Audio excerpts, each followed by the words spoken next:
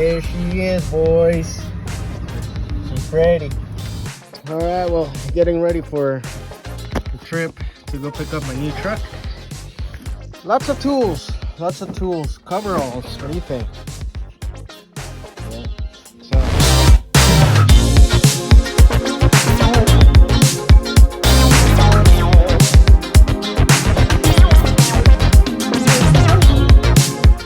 All right. Let's see. Let's find any surprises in there. Not too bad.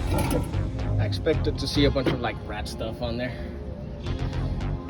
Stealing horsepower, bro. Bro, I can build you an engine, but for the life of me, I can't figure out how to take these off, dude.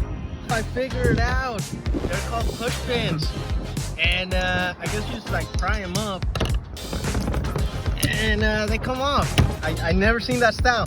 I don't feel so dumb no more. I feel a little dumb, but not that dumb. Dumb.